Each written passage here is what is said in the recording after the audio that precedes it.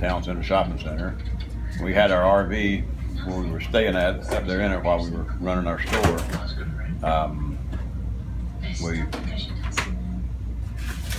had it back behind the store, and then throughout the storm, while Wilma was occurring, we called one of our friends down here, and she was telling us, she said, oh my gosh, the river's really coming up high. And it was within a minute or two, it came up like a foot right on all the streets of Everglades City. And we were talking on the phone to Marilyn's very good friend. And she was talking, it was like 6 a.m. in the morning, I believe. Wasn't it about 6 o'clock in the morning, Marilyn? It was 6:30, something like that, and it started howling.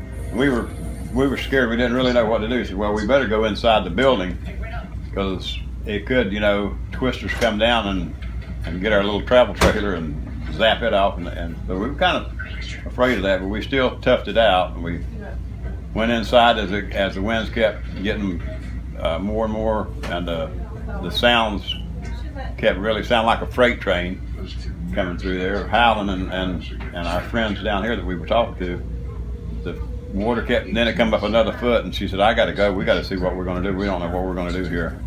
And that was in Everglades City, just a few miles away. But we had our Ford Bronco out in the front yard, and the water come up to the windows in it. And when we came down here, after the winds died down, as soon as they died down, we drove right on down here to our home here.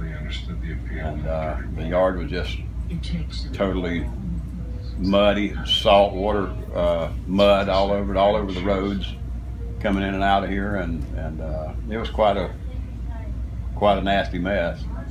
And we went right away and we started cleaning everything up. And we had some family that came down and helped us. My sister and her boys, they came down and helped us, and my brother. And several people came down to help us, and we cleaned it all up and best we could, And they had dumpsters all over down here where they were, where people could throw all the stuff that they didn't want anymore, and there was a lot of that. And several of the places were just totally destroyed. One lady lost her double wide over on the other side of the island. I think that was Chris Ammerman, the postmaster at the time.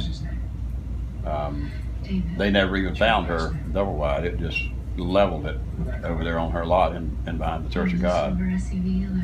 And there's some people were hit a lot harder than others, and we were fortunate that we just got a little bit of water damage inside, but we had the mold and stuff that went with that.